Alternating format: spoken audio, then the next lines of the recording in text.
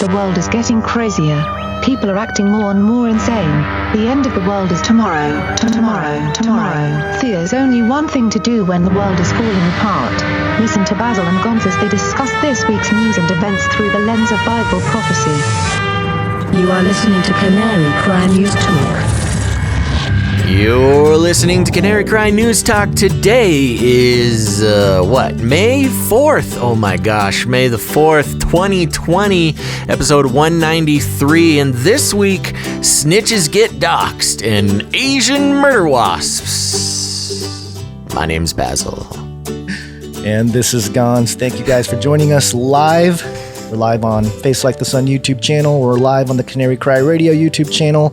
We're live on D-Live. We're live on Twitch. We're live on Facebook in the community, Facebook on the page, and even Periscope, even though nobody's really watching on Periscope. But we live stream to there anyway in case anybody wants to check it out.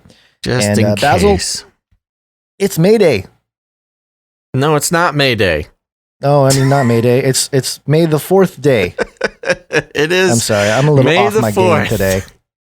May the 4th be with you, everybody.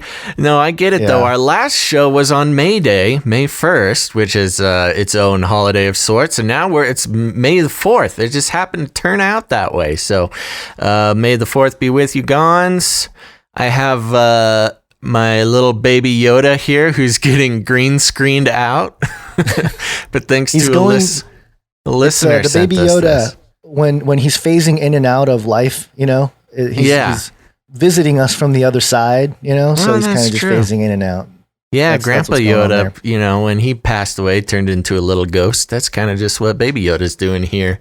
I want a good shout out, man.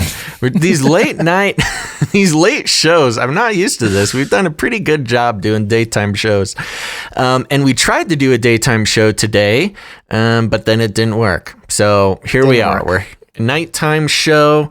Thanks for everybody who tried to tune in to the daytime show, and thanks for being here at the nighttime show. We'll see how the numbers differ. It is a very fun experiment, Gonz. But yeah, is there anything you want to do to celebrate May the 4th? Oh, I just have my pure white lightsaber. Oh, yes. That I have here, and it's a real non-canonical pure white non-canonical lightsaber. Pure white lightsaber. Just for the. I know it's not the 4th. I'm sure half the people watching, it's not May the 4th anymore, but it is for us here. It's okay. At least for me, anyway. In Cali. That's so true. We're going to go with it. I'm going to put this down now because it's not really conducive to doing a show. I'm going to see if Baby Yoda can make it through the show without falling down. He's doing a great job holding my microphone up. But, Gonz, I figured we might as well do some show for everybody tuning in. What do you think? Let's do it. Let's start off. Let's see. We got a food story? Oh, no. We got Yoda facts. Yeah. We don't have a jingle for that, but, it's that day, May the 4th be with you. You'll do one? Okay, so we're going to do just Yoda facts. Dun, dun, dun, dun, Yoda facts. There you go. All right. Okay, so first off, did you know that Yoda was almost played by a monkey?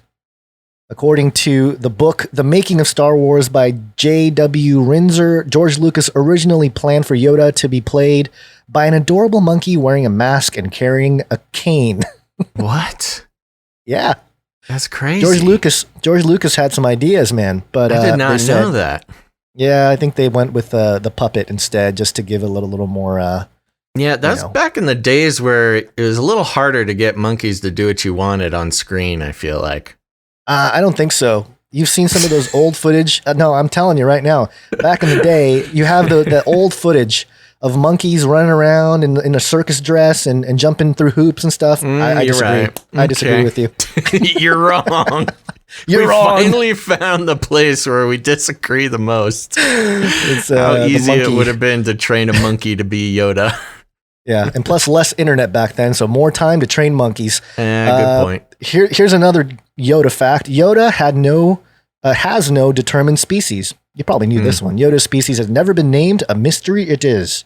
I did know that. Yeah, and then Yoda is not a Muppet. Legendary Muppeteer Frank Oz voiced Yoda, and Jim Henson oversaw its creation, but he was built by a member of Lucasfilm, so don't expect to see him at Kermit's holiday party. And the last little useless information here, depending on what movie you're watching, Yoda has a different number of toes. In the Phantom Menace, Yoda has 3 toes, but in The Empire Strikes Back, Return of the Jedi, and Revenge of the Sith, he has 4. The mystery continues. Yeah. I think that's all the Yoda facts I had here. That's good Yoda facts. Good job. Yeah, not bad, right? Yeah, I'm glad we got to fit a little bit of May the 4th celebration in there, and I know a certain contingent of the listeners are as well. And another contingent of the listeners think that we are, CIA shills because we're pushing Star Wars. But whatever your beliefs about Star Wars are, everybody's welcome here. Speaking of being a CIA shill, let's do. What? These night shows are weird, man. Let's do we got this is a lot, okay? We got food update, Chinese news, and Flippy. Now you are cooking. Can I get 2 hamburgers? Yes, sir. With french fries? Yes, sir. What about an omelet? Sure. Got a couple eggs. I like food. Food is good. I like food. Food is good. Welcome to Chinese Show. And I don't have the Flippy ready. But oh, nuts. Y'all know the Flippy update jingle. You guys can rehearse it in your heads. Let me try to find it while you're reading this article. Okay. All right. Let me know when you got it. This is on news.yahoo.com. And, at the beginning of this whole coronavirus nonsense that we reported on some robotics being used in Chinese hospitals to help disinfect things and sort of do some janitorial work. But now here we have the headline reads, Robots and Cameras, China's Sci-Fi Quarantine Watch. How you doing on that? Jingle. Flippy update. Do you want fries with that? We did it. Robots delivering meals, ghostly figures in hazmat suits, and cameras pointed at front doors. China's methods to enforce coronavirus quarantines have looked like a sci-fi dystopia for legions of people. Authorities have taken drastic steps to ensure that people do not break isolation rules after China largely tamed the virus that had paralyzed the country for months. With cases imported from abroad threatening to unravel China's progress, travelers arriving from overseas have been required to stay home or in designated hotels for 14 days. Beijing loosened the rule in the capital this week, except for those arriving from abroad and Hubei, the province where the virus first surfaced late last year. At one quarantine hotel in central Beijing, a guard sits at a desk on each floor to monitor all movements. The solitude is broken by one of the few visitors allowed near the rooms, a 3-foot-tall cylindrical robot that delivers water bottles, meals, and packages to hotel guests. The robot rides the elevator and navigates hallways on its own to minimize contact between guests and human staff. When the robot arrives at its destination, it dials the landline phone in the room and informs the occupant in an eerie, childlike voice. "Hello, this is your service robot. Your order has arrived outside your room." Its belly opens and the guest takes the delivery items before the robot turns and rolls away. Its belly opens. That's kind of creepy. I know. Doctors in hazmat suits go from room to room daily, reminding occupants, including the AFP journalist who had been in Hubei, to take their temperatures with the mercury thermometer provided at check-in and to ask if they are experiencing any symptoms. People under home quarantine elsewhere in the city have had silent electronic alarms installed on their doors. Officials put up a notice on each quarantined household's door asking neighbors to keep an eye on the confined inhabitants. In one Beijing residential compound, officials told AFP that people under home quarantine must inform community volunteers whenever they open their doors. Frederick Boehi, a German journalist, began her second quarantine in Beijing this year on Sunday after returning from Hubei's capital, Wuhan. Her building's management installed a camera in front of her door to monitor her movements. Quote, "It's quite scary how you get used to such things," she told AFP. Quote, "Apart from the camera, I do believe that the guards and the cleaner on the compound would denunciate me if I were to go out," Behe said. During her previous quarantine experience in March, after returning from a trip to Thailand, she was reported to building management by a cleaner for going downstairs to take out the trash. No human contact. Total isolation has become temporary norm for those under strict quarantine without even a single trip to the grocery store to walk to break up the monotony. And there's a little bit more to the story, but there you go, Gons. They are quarantining folks, as we know, but putting cameras on their doors, silent alarms on the doors, and a nice little Flippy the Robot to deliver you water bottles and food and to keep an eye on you. You know what it reminds me of? I'll keep you warm and safe in my people zoo. And these robots are, it's a human zoo that these robots are the zookeepers. That's true. That is very true. We did a story at the end of last year. Maybe it was the middle of last year. It's all kind of a blur. But we reported on a hotel in China that was talking about like minimal human contact and all the robots roaming around the halls and stuff. And you had eye scanners and everything. It seems like China is really ready for this kind of thing. They've been prepping for a long time for this type of... for the ultra control, silent alarm. Cameras on every doorway. Yeah. And it just, I don't know, the way they wrote this with the cameras and everything, it reminded me of the opening scene of 1984, I think, where they, where he's kind of hiding in the corner away from the cameras and the TV screens. But yeah, I mean, this is, I don't know, this isn't a surprise. Yeah, not much to say. We've been kind of hearing about this stuff for a while, but just to the degree that they enforce this quarantining for especially travelers, I think in particular, but people who are known to have the disease, really intense. And this lady getting snitched out by her cleaning ladies. And speaking of which, Gons, let's move on to the next story. Oh, okay. We're already moving. Okay. We're moving. We're moving fast. Okay, I thought I had this one ready here, but apparently I don't, but I do have it somewhere here. Did you ever have the feeling that you were being watched? Independent.co.uk. Now, Gons, we made a big deal in the past few shows about how, authorities in the U.S. were calling on neighbors to snitch on each other, and I made no ifs, ands, or buts about how I felt about that. And here's this article: 900 Missouri residents who snitched on lockdown rule breakers fear retaliation after details leaked online. Ooh. The article reads, hundreds of Missouri residents have had their personal details shared online after the publication of a document that recorded reports made against those flouting lockdown measures. Some people are now concerned that they will face consequences for snitching on coronavirus rule breakers in St. Louis County, Missouri.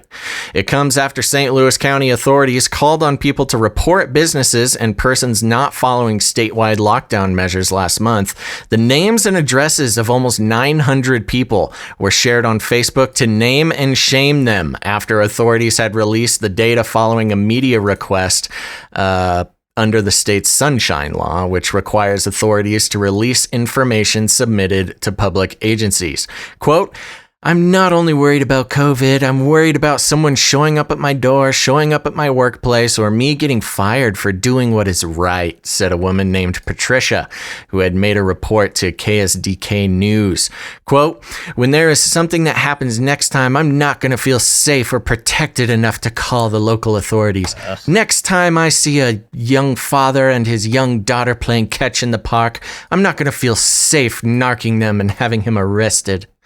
That was my addition there. The complaints resulted in 29 businesses receiving court summons in April, leaving some concern that they will face dismissal at work after reporting on rule breaking at their own workplace. So there's people who snitched on their own companies, coworkers. They just weren't happy. They weren't happy. The but with the fact that they had a job and were getting paid, they snitched out their bosses. Anyways, quote, "We're in a society where doing what's right doesn't always get rewarded," added Patricia. Quote, "We have to be extra careful because we don't have the strength to fight this." The Missouri resident told KSDK News that she had asked to be made anonymous. Whoops. But that did not stop the complete publication of the documents. Jared Toch, who shared the personal details online. So this is the guy who shared it online. Interesting how they have him in the article here. Wrote on Facebook, quote, "If they are worried about retaliation, they should have read the fine print in which stated their tips would be open public record subject to a sunshine request and should not have submitted the tips in that manner to begin with." Quote, I released the info in an attempt to discourage such behavior in the future," added Toch, who claimed that those who had snitched to local authorities caused job losses to others. Those comments came despite St. Louis County having confirmed the most cases and deaths of COVID-19 in Missouri. Doug Moore, St. Louis County Executive's Director of Communications, said that details could not be redacted from the document that was shared online. Quote, "In this particular instance, our county counselor's office consulted with the Attorney General's office on releasing the list of those who had filed complaints against county businesses," Mr. Moore told KSDK News. He added, quote, "Withholding information goes against what journalists push us to be, as transparent as possible." Toch, who has also shared other unfounded claims on Facebook. Okay, so they're... what do you mean other unfounded claims? I don't know. Weird. Okay. Toch, who has also shared other unfounded claims on Facebook, including one post that called COVID-19 a media-driven pandemic, said that he had seen the document shared on another Facebook group before posting about the snitches. It comes as some Missouri businesses begin reopening on Monday. Last month, New York Mayor Bill de Blasio was criticized over the launch of a messaging service that encouraged New Yorkers to report on those breaking lockdown measures. The app was shut down within hours after it was inundated with memes and complaints about Mayor de Blasio. So good job, citizens. Yeah, I know. Citizens unite. The citizens are really starting to wake up and make moves, man. With all the protests and now this is pretty intense. But let's go back. That was really interesting. In this paragraph, it says, Toch, who has also shared other unfounded claims on Facebook, which is implying that something he shared before is unfounded. And all he did was post this official document that came from the government. Sunshine laws, for those who don't know, is kind of like a FOIA just on the state level, coming from, sunshine is the best disinfectant, which is sort of trying to keep the government transparent. Yeah, weird. Somebody over there at Independence using some weird little linguistic techniques to paint Toch as a weird, malcontent. Some NLP, some subtle ways to try to convince the reader that what he did was wrong. Yep. He was bad person. Bad person. I know. To hear this, look, I don't want anybody to get hurt or whatever, and I don't think anybody's going to hurt these people, but that's what you get for snitching on people, man. Calling the government for going outside, walking your dog on businesses who are trying to just survive. I don't really have a lot of pity for these people. That's what you're going to do. If you join the government cult, you're going to get, you got to live with the consequences. It's really interesting how they, promoted this Patricia lady as doing what's right. That's what she said. I did what's right. Yeah. And that's the big dilemma here. What is the right thing to do? Well, right. And that's exactly right. Because if you are buying into the mainstream, government narrative of this thing, she really does think that she was doing right. And I get that. If that's your worldview and you don't know any better, you're just going to do what you're told. And it's a good example of, human beings, what they're capable of doing when they believe it's the right thing, snitching out their neighbors for, some minor breaking of quarantine. It's it's a good example in this big experiment that's being run right now on how we can get the population to police themselves. Then she's just an example of a willing participant in self-policing to help lock down the whole thing. So, right. anyways, there you go. That was a fun follow-up to all the snitching going on. It's interesting again how, what does it mean to be a good citizen? And it's just like it's like two different worlds, two different dimensions that we're in. One believing that the snitching is bad, the other saying snitching is good. But one of the things that we mentioned very early, as soon as this whole virus thing and the quarantine started to happen, immediately, obviously, the listeners to this show and people that have followed our work and stuff, immediately the thought was drones, robots, all that stuff is, the perfect answer to deploy for all kinds of purposes. And one of the things that we talked about before is drones. And we got another update on drones here. Drone strikes have saved lives. Can we shoot them down if over our property? Drones. This is ibtimes.com. Technology during coronavirus. Could medical drones be an effective tool to tackle the crisis? What are medical drones? Medical drones. They're going to give you your vaccines from the sky. Oh my gosh. Shoot a little dart through your bedroom window. Seriously. As coronavirus has prompted concerns about whether vital medical supplies could reach individuals in need, drones that airdrop personal protection equipment, treatments, and other items could play a crucial role in tackling the crisis. Since the coronavirus is highly contagious, citizens may be cautious about going to a medical facility for supplies. Drones alleviate this concern by delivering health goods to those in need without human contact. Have you noticed that? They're really just like poo-pooing human contact. Totally. Very strange. It's a perfect way to depopulate everybody, It's like no human contact. Well, it's that social distancing thing, like physical distancing was the actual term we should have been using, but social distancing being a weird neuro-linguistic programming way to put it, where it's not only are you physically distant, but you just can't interact with anybody. Right. San Francisco-based startup Zipline has used drones to deliver blood and medical supplies to health facilities in Rwanda since 2016 and has expanded to Ghana. Now the company wants to expand its services in the United States. San Francisco-based, with Zipline having 2 distribution centers in California that operate as test facilities.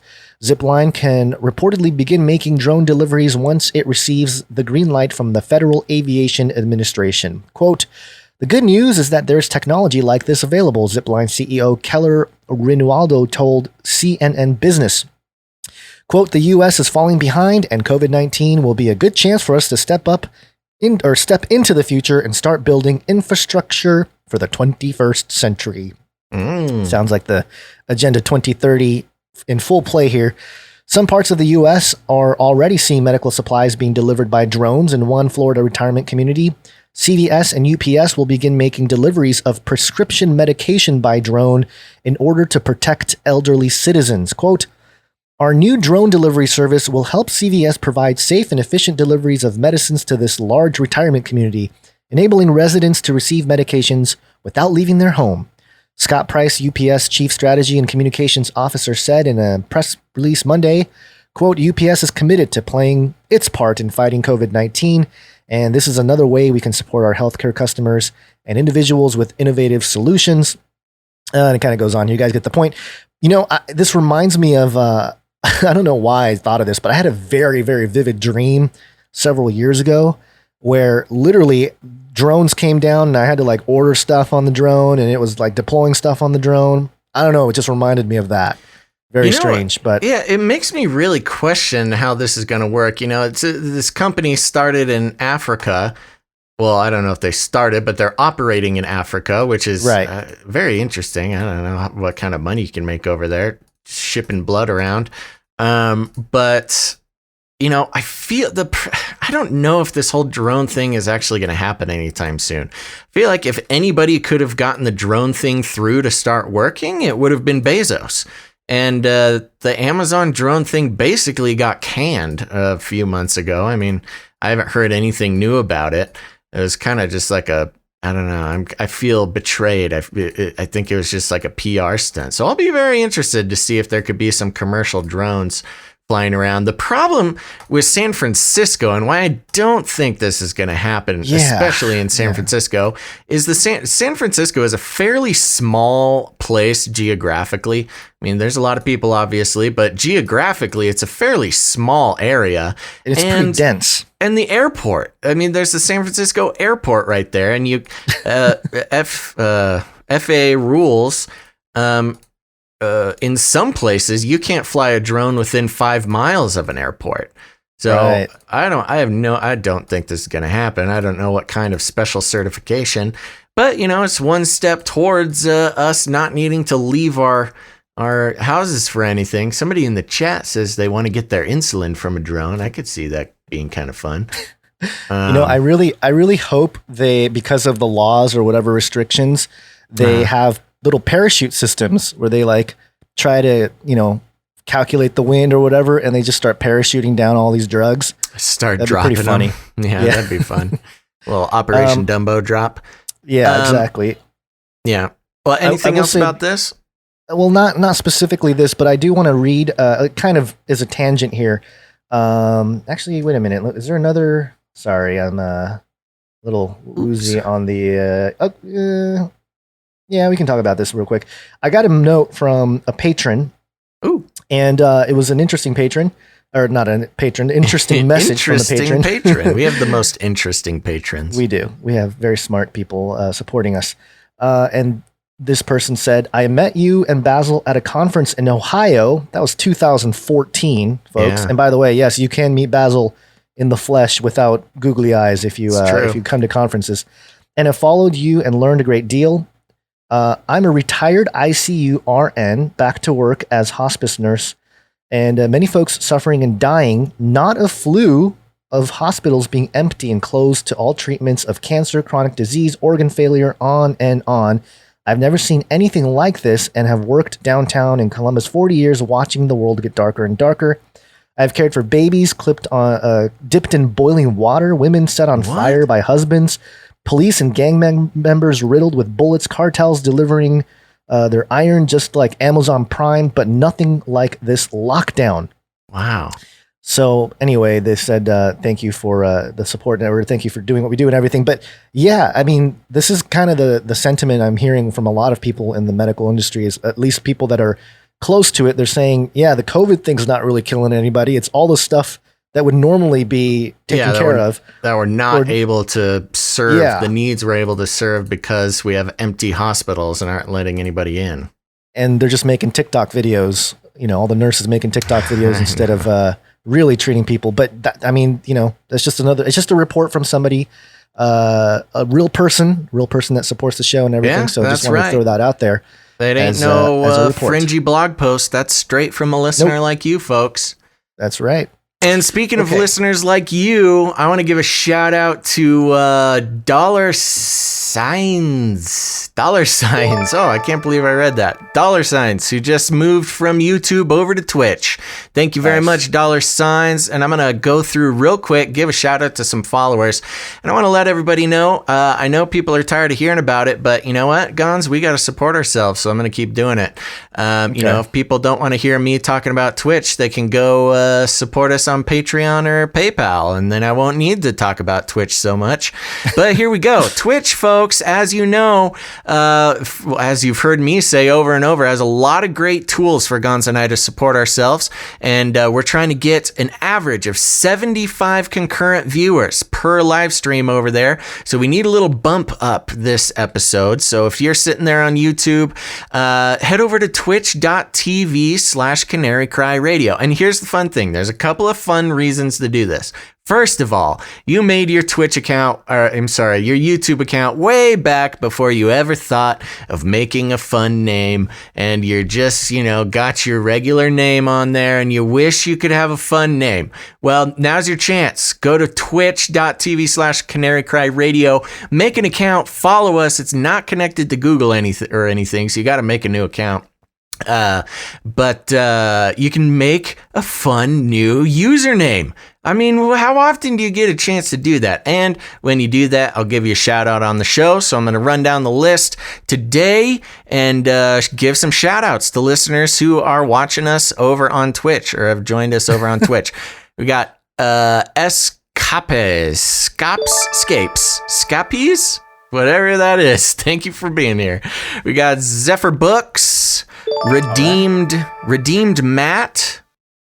We got EPM 31676, Alley Cat Eden 1251, Overcome the Madness, Logos 3BC, Code Maxim, thanks for being here. We got Namwen, thank you, Namwen, and Kimi. There we go. There's more. I'll give a shout out later on. But if you have not done it yet, head over to twitch.tv/Canary Cry Radio. Follow us. If you follow us on the show now, I will give you a shout out at the next break. We really need to get our numbers up over there. 75 concurrent viewers on a live show. So please do that. That'll help us out quite a bit. Other than that, Gons, I think we're ready to head back into the show. It will kill. Guns. It will kill. This popped up, I believe. I only started hearing about it today. Apparently, it's been out for a couple days. But just when the country was starting to lift bans, you know, we got Texas out moving around. We got some states here or there moving around. Actually, it seems like where I am, people have completely forgotten about COVID-19.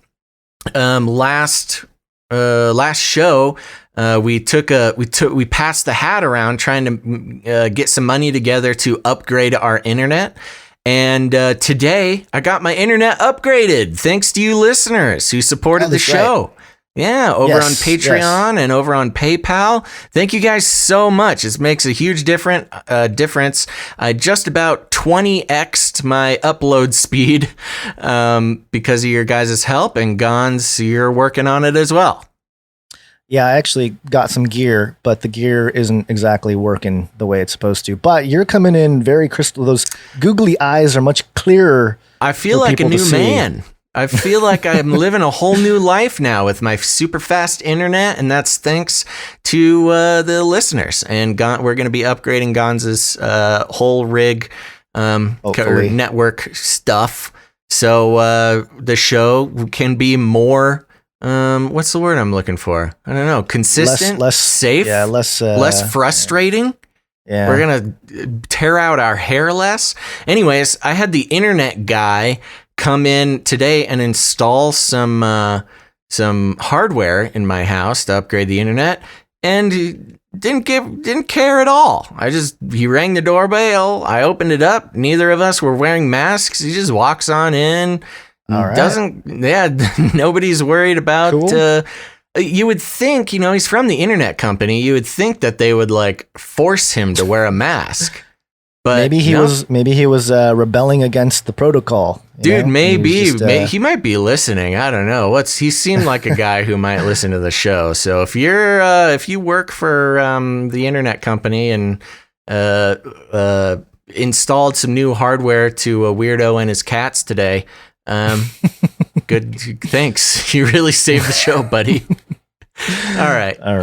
Moving on. I don't know why I got off on that, but here's a story from NewYorkTimes.com.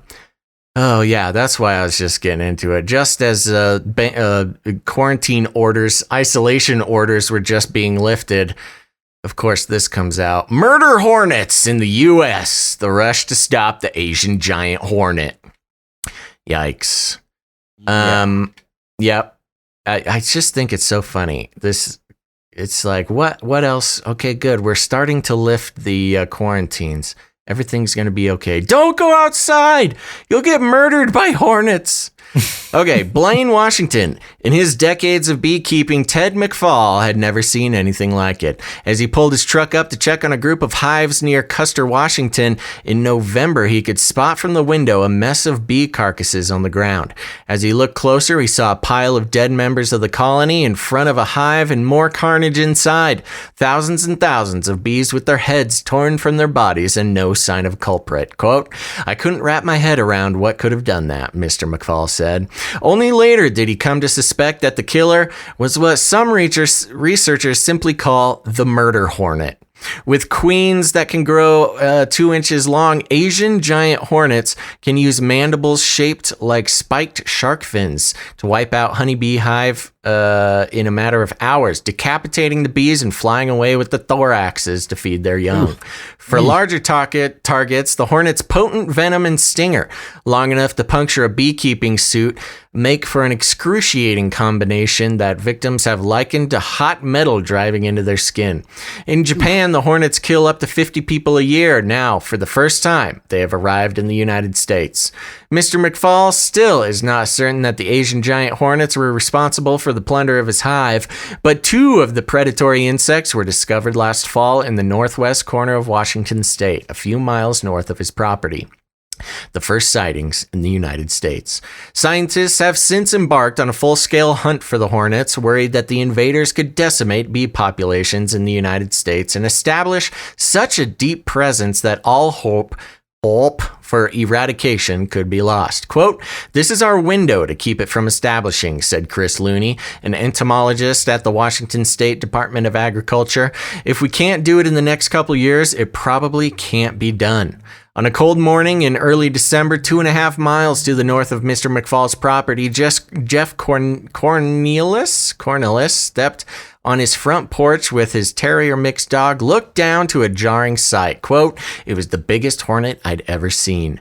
The insect was dead, and after inspecting it, Mr. Cornelis had a hunch that it might be an Asian giant hornet. Did not make much sense given his location in the world, but he had seen an episode of the YouTube personality Coyote Peterson getting a brutal sting from one of the hornets. And Gons? Yeah. Yep. I sent you this video right before we started the show. If you have not seen this video of Coyote Peterson getting stung by... So Coyote Peterson's this guy who has been going around catching the most herdy insects, the most evil-looking bugs in the world, and purposefully stinging himself with them. And it is excruciating to watch. What did you think about that, Gons? I don't know how I got through watching it, but this guy, he just goes in there and he stings himself, and he's, it looked pretty painful, I gotta say. It's the most. I could feel it to watch. I can feel it when you watch it. Yeah, I felt something crawling on my arm earlier, and it kind of freaked me out a little bit, just because. I don't know why you sent me that stuff. The weird videos of guy stinging himself with the hornet. But, he's so funny. I love that guy because right before, so he's holding this giant hornet, and he's holding it up to his arm, and he's like, "My name's Coyote Peterson, and I'm about to go into the sting zone," and stings himself with the hornet. And it's not the only one. He's doing a series of like which bug is the most painful stinger or whatever, and he's like rating it. He's like, "Oh, it's a 4. This is a 4." It's just like, oh my gosh. We're gonna pull some jingles, some clips from that we gotta thing, pull some jingles because the best one is searing pain. Searing pain. Searing pain. So good on you, Coyote Peterson. If you're listening, send us a email or something. Anyways, the article goes on telling many stories of different individuals who saw these hornets. But dude, what? This thing said that he found them in November. So they've known about they've just been holding this killer hornet thing in their back pocket, waiting for a moment to up the stress level on the population. You know what I'm waiting for is the simulation of what would happen if they start breeding and expanding across the United States. And I want to see that presentation given Bro, to. It does not look good. No, it would be horrible. Yeah, that would be. Yeah, that's not We're good. already having trouble keeping bees alive around here, and now we have bee eaters. They sound like cold hard killers too. I know. They sound like they killed millions of bees and just like took a couple to go feed their young. Yeah. Sick, man. These killer I do wasps. want to mention we got a few super chats coming into the YouTubes. We got Caleb asking a question. Thank you for the super chat. How many pesos to see Basil's face? Oh, yeah. I don't know. I'm going to have to check the exchange rate. Okay. Adam, thank you for your super chat. Dallas, Texas, listening. And JB, also with a super chat. Thank you for that. And no message there, so just the super chat. And I don't know why this... I don't know why. I think the stream says it's May 1st, but I don't know. YouTube's weird. YouTube doesn't... Does it? Susan, get with it. Come on now. Go to Twitch, because YouTube's obviously not really doing You gotta well go to with some of Twitch. this Susan technology. Whichjiki watches us on Twitch. Is she logged There was in? Oh yeah, she's yes, on I think there. I saw Susan her, yeah. Whichjiki is watching us on Twitch. Yep, and I think Bill Gates official is too. So that's Bill Gates official. How did I Bill Gates miss official. Oh, you missed that one? Yeah, that's a good one. I think that's my favorite so far. All right. So what else we got here? Oh, we got a beast system. Or are you done with the Hornets? Or you got more to say? Yeah, I'm done with the Hornets. I will say one last thing. I just noticed it.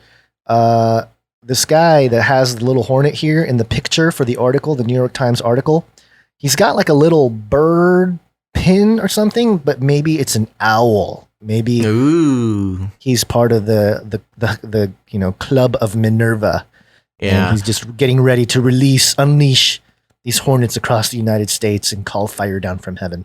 I got to give one more Twitch shout out to Nephilim Update. Yes, that was good. All right, good. Nephilim Update has his own jingle. Or she, that's kind of or whoever. Yeah, they hijacked it. Okay, good. Here we go. Speaking of the beast system, beast system. One of the things that we track here is CERN. Been tracking it for years, starting in I think 2014 or 15 when I started to really track it. And actually, somebody messaged me today and asked, "What about CERN? Haven't heard about CERN in a while." And this just happened to pop up. CERN is taking extreme initiatives against COVID-19. The community developed a high-tech ventilator to fight COVID-19 effectively, just in time for everyone to get back to work. Yep. What? In Europe, physicists are working on a ventilator for COVID-19 patients, which works on batteries. The work is done in Europe CERN lab, which basically deals with mild coronavirus patients. Interesting. What? According to the Swiss-based lab, this model should be ready as soon as possible. It should be in use within weeks and in hospitals soon. This will help us in many ways, such as this will save heavy-duty machines and will save electricity. It's an interesting writing here. The facility is developed in Geneva, and almost 18,000 strong network experts are involved in it. It is a resource against the COVID-19 pandemic, as said by Fabiola Gianotti. This technology comes from CERN, which is a giant lab in a tunnel situated in the French-Swiss border, which as the world's most powerful particle accelerator. I wonder if this was translated from another language into English. I'm sure it's translated from Swiss, probably.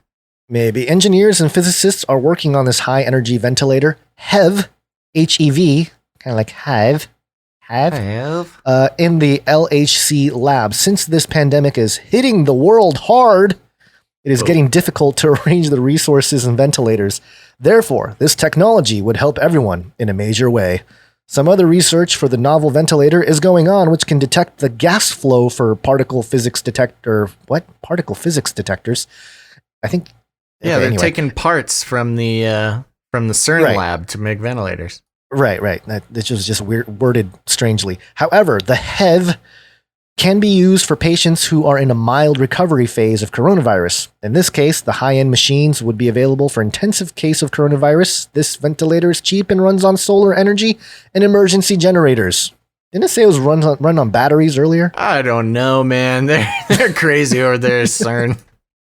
Yeah, this thing runs on whatever you want. Just throw some sticks in there, light it on fire. This baby will keep going all night. It's like the flux capacitor from Back to the Future. That scene where Doc comes in and he just starts throwing trash in the thing, and he's got to go back to the future.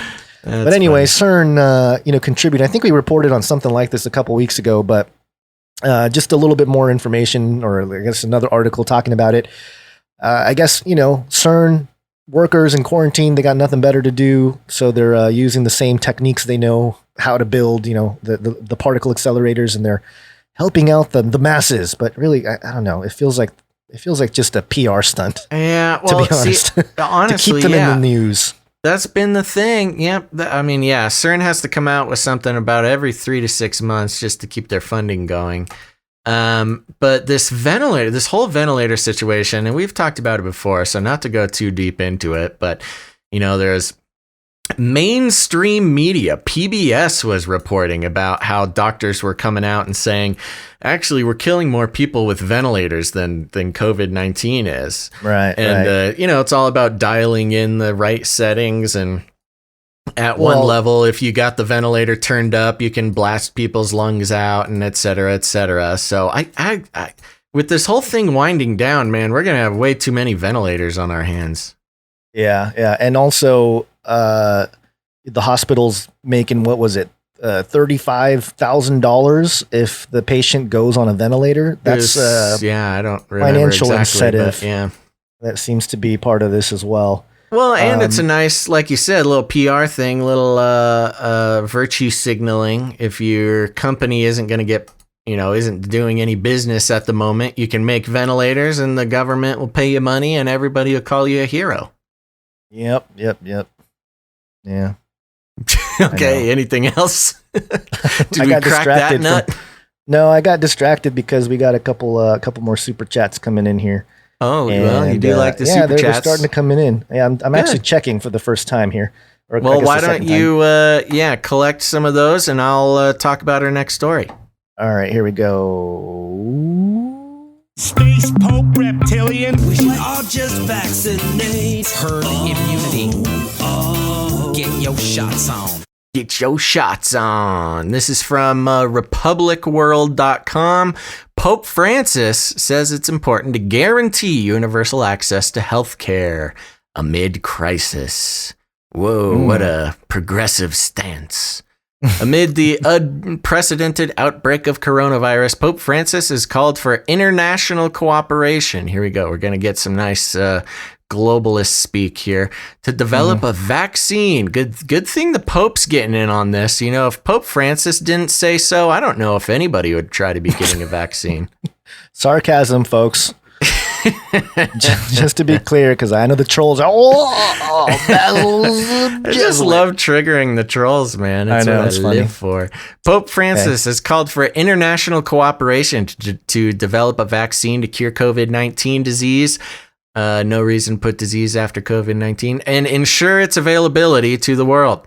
While delivering the address on May 3rd from Papal Library and not St. Peter's Square, Francis said that the country should bring together scientific capacities and find treatments to the disease that has impacted the lives of millions around the world. Try billions. If we're talking about impacted, it's pretty much impacted everybody's lives. Yeah. Whether you are or know somebody who may have gotten the disease, or, the 6 billion people put on lockdown. Anyways, and find treatments to the disease that has impacted lives of millions around the world since it originated in China. Francis even encouraged a transparent way to make healthcare facilities, including the essential technologies, to be accessible to everyone. When it said Francis even encouraged a transparent way to make healthcare facilities, I imagined him laying out some plans to build hospitals out of glass, so you can see in the whole thing. Okay, moving on. The Pope is watching. Yeah, beware. The Pope is watching. We got to see all those nurses twerking in there. I would like to support and encourage the international collaboration that is taking place with various initiatives to respond adequately and effectively to the serious crisis we are all experiencing, said Francis. He added, "It is important, in fact, to bring together scientific capacities in a transparent and disinterested way, to find vaccines and treatments, and to guarantee universal access to essential technologies that will enable every infected person in every part of the world to receive the necessary health care."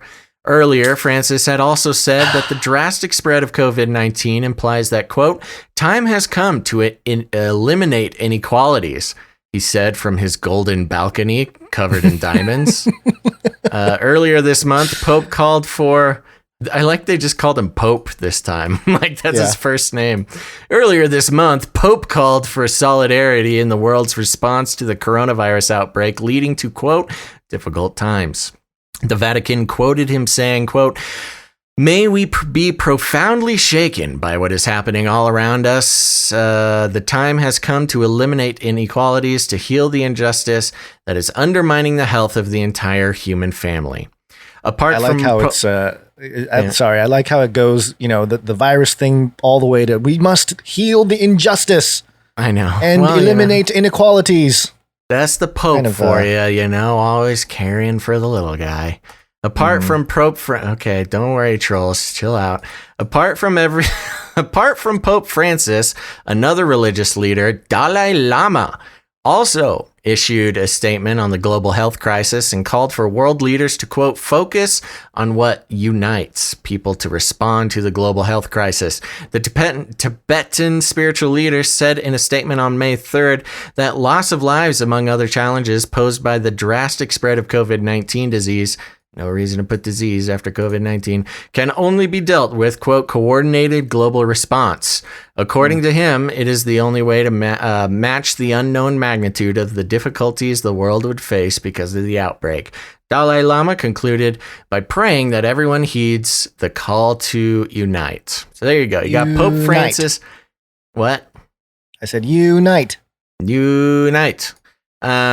Yeah, and the call to unite is all capitalized as if it's a proper noun. Interesting. Yeah. So there you go. You got the Pope and the Dalai Lama both calling for some globalization to take place there. It is interesting that, among the Protestant crowd, there's no one big main figure that can push for the globalization. I think the closest thing Protestants have is, Joel Osteen or something. That's true. I'm trying to think of, I guess it's like mega pastors or... but even then, nobody really outside of the mega church of the mega pastor really cares or listens to him. Or obeys orders, I guess would be another way of putting it. I think that's why the politicization of the, just the Protestantism, so to speak, is pretty strong right now. Maybe that's what they're doing. They got to round the herd somehow, and that's the way to do it. What might be fun, Basil, one of these days? Just because we get called shills all the time. Yeah. You change your googly eye costume. You disguise yourself as the Pope. I could be the Pope. I'll be the Dalai Lama. And that's racist, Gons. I want to be the Dalai Lama. You make me the Pope just because I'm white? You're white? Shoot. I gave away the secret. You gave away the secret? That would be funny. That would get us in trouble even more if we're looking for more ways to get in trouble. Yeah, that's true. It's okay. We do have some Catholics who listen to the show, and they are tolerant people. They tolerate us and our Pope jingles. So good on you, Catholics, tolerating us so much. We can't wait to unite.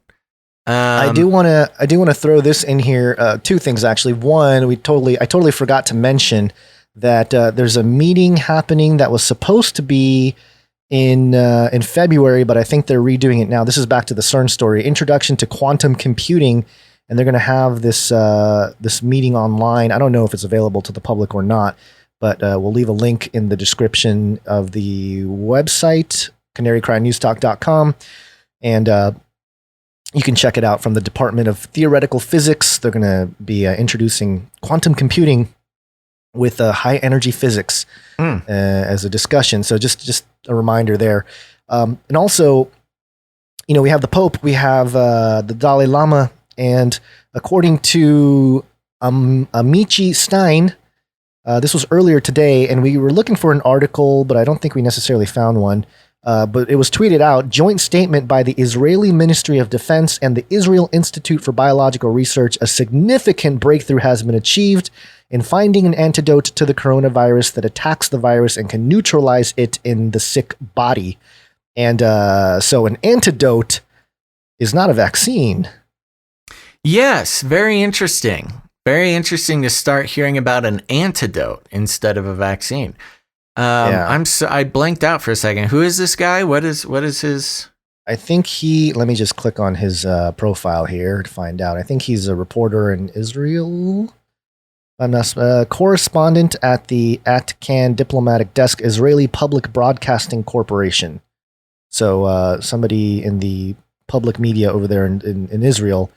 And, Israel was the first country, as soon as the coronavirus thing happened, Israel was the first one that said, we will come out with a vaccine in weeks or days or something. And everyone was like, really? In days and weeks, a vaccine? Right. So, that they're one of the tech giants in the world that nobody really talks about. They're very much, ahead in the technology realm. So something to keep an eye on. Yeah. I'm going to give a quick troll award to Goldfinch Girl over on Twitch. That Basil has white supremacist googly eyes. Literally, Hitler had eyes like that. Okay. So this is interesting. Yeah. Talking about an antidote.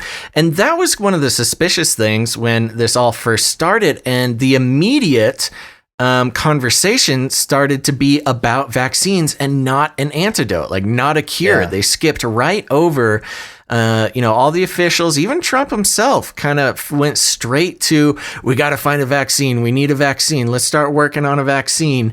And nobody was talking about like, hey, let's just cure it. Let's find a cure. So when people get it, we can just cure them. No need to do the whole vaccine thing.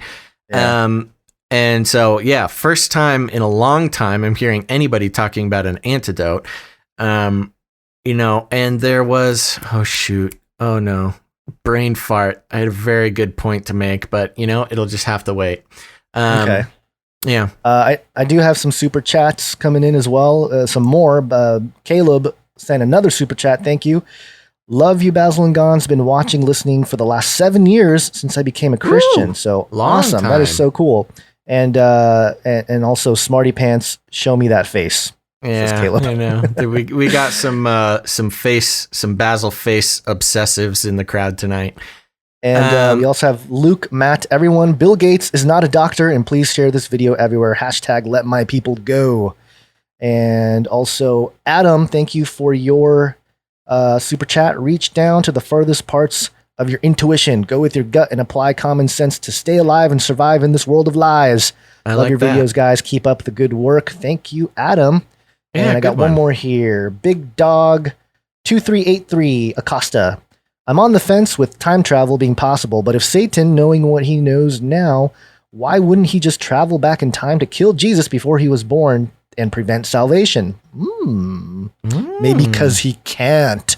Time travel is reserved for God and his chosen. Okay. If you've ever read some of his... We got some great episodes about that on Canary Cry Radio. If people want to go back, check it out. Some interesting stuff. Thank you for all the super chats. Okay, why don't you hit us with some Zoltan news before we take an official break? Okay, Zoltan. This is hard. There's so much stuff to juggle here with I know. We're pros, man. See, this is the thing.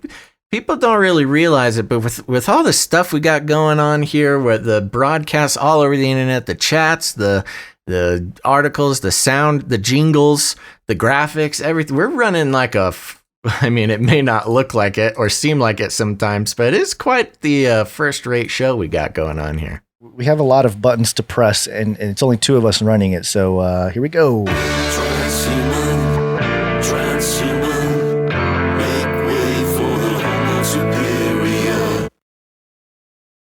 This is a story from beachgrit.com. And this is a story about Zoltan Istvan, our transhumanist politician. Already got a microchip in his hand. Yeah, Beach Grit. This is a That's a surfing publication, isn't it? Yeah. Zoltan, I really enjoyed this story. Guy alert. I enjoyed this story, and normally we're bashing Zoltan, right? But this time, I gotta hand it to Zoltan. Oh, Zoltan.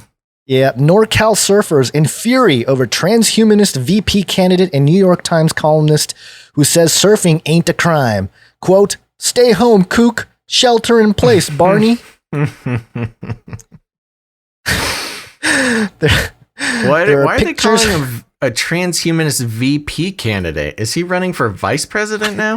I don't know. What in the world is going on with that guy? Often. He changes so often. It's hard to keep up. It really does.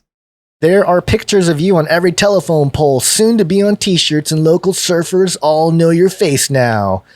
That's a quote. As we've written before, surfers, if that's what you want to call us, have ridden the COVID train to hitherto never-before-seen heights of self-policing, usurping the usual snitches, informers, rats, and so on. Public exceptions, of course, are Joel Tudor and Derek Dunphy, the big waver and photographer who, according to Coronado Mayor Richard Bailey, single-handedly brought together all the mayors in San Diego to talk about and eventually overturn the no-surf ban. 2 days ago, the libertine transhumanist Zoltan Istvan, there's a typo here, they named him Istva, but it's Istvan, wrote in the New York Times of being a lockdown runner and, wait, transhumanism? Oh, using tech to beat death, disease, etc., not in the usual ways like antibiotics and dentures, but with artificial womb. The concept is that women have the right not to carry a fetus, but not kill it. Therefore, if artificial wombs can be employed, both sides of the abortion debate win. Kind of. And implants to augment our senses and melding of man and robot, etc. Terrific stuff, and I'll be the first to rid myself of this poorly functioning brain and body. Anyway, Zoltan wrote, quote, "I just couldn't see how walking out of my house, getting into my car, parking near the beach, and paddling into waves could be dangerous for anyone. Even on the beach, which hasn't been crowded since the pandemic hit, most people were wearing masks and practicing social distancing. In the water, we were always considerably more than 6 feet apart from one another. A few days ago, a county sheriff's officer stood outside his vehicle in a parking area of the beach in Bolinas, waving off visitors and telling surfers to go home. Like many other surfers, I avoided him by parking on a side street. I suited up, and after making sure he was looking the other way, sprinted to the water. I caught my first wave of the day a minute later. I understand that quarantine rules must apply to everyone or the plan to flatten the curve doesn't work, but I doubt that surfing alone jeopardizes the health of society in any statistically meaningful way, especially because all the surfers I've seen have been careful to practice social distancing in and out of the water. The physical, mental, and spiritual benefits of surfing outweigh the tiny chance a surfer might become infected or infect someone else." End quote. He does get a little silly when he writes about weeping in the surf and how being in the ocean and riding waves can be ecstatic and spiritual. I get it. I agree, but it looks rough on paper. I love it. Whenever we find a Zoltan article, whenever we read it, it's like it's the first time they've ever heard of him, which it probably is. But being people who have followed this guy for years, keeping an eye on his tricky transhumanism ways, it's funny to hear people sort of just realize who he is and what he stands for. Yeah. Importantly, he's a two-door, not a skin dizzle. Those must be insider surfer lingo that I'm really not familiar with. Yeah. The response, very fierce. Hashtag go home, Zoltan is trending on Instagram. And I'm not going to read that quote there, but I'm going to keep moving. Quote, "You're the kind of guy that goes down and buys a chai latte, putting his infectious waste grubby mitts all over the counter, putting our local population at risk. There are pictures of you on that. We've already read that quote. This was Andrew Oston. To one cutie pie. Oh, I'm not going to read that either. Holly. Holly, you and plenty others have threatened me in social media, and there are screenshots for it all. I'm a federal candidate, and convicted violence against could mean federal prison. And because I'm a public figure, it may also mean more media at Bolinas soon." That's Zoltan responding to the negativity there. Wow, he's actually engaging. Oh, he engages everybody. He engaged on my Twitter feed. like a year ago. 2 questions in all of this, I suppose. Who's winning the war of hearts and minds, the Tudors or the Skinnies? And transhumanism, did you ever think such a fabulous thing might happen in our lifetimes?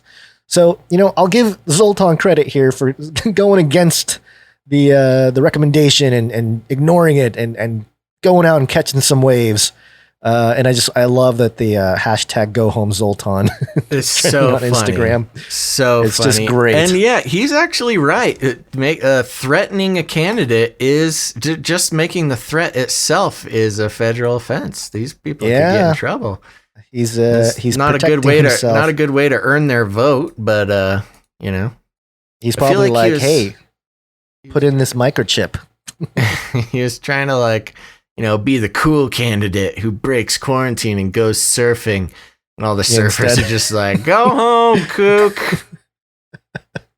Okay, well, we're going to give him points for this one because, we always bash on Zoltan and his we got to give him a break here or there. Give him a couple points here and there. So this one, good job, Zoltan. Nice going there.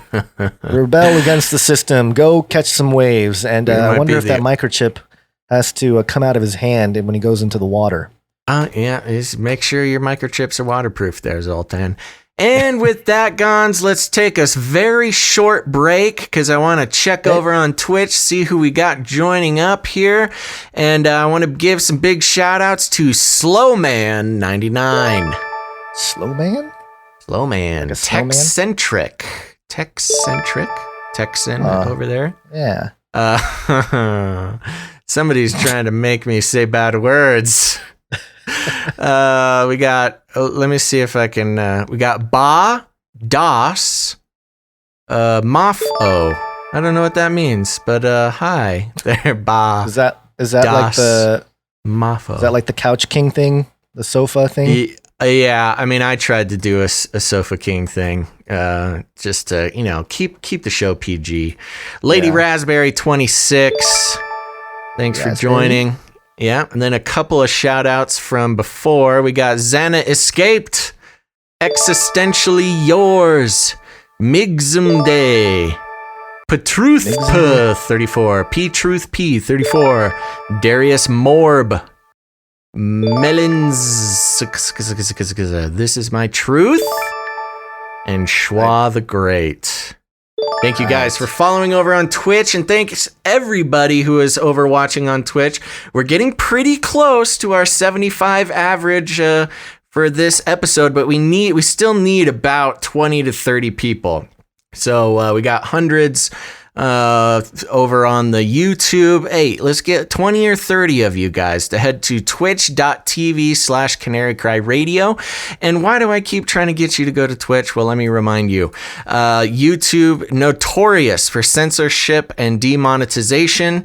And I even saw tonight some YouTube viewers complaining about their comments getting erased because they were telling the truth. I'm telling you, that does not happen over on Twitch. So if you want to tell the truth, head on over twitch.tv/Canary Cry Radio. We got to get those numbers up. And like I was saying, YouTube, notorious for censorship and demonetization. Twitch has a whole slew of tools that will help Gons and I to support ourselves during this time. We are your essential employees. We ain't got any other jobs right now, like many of you out there.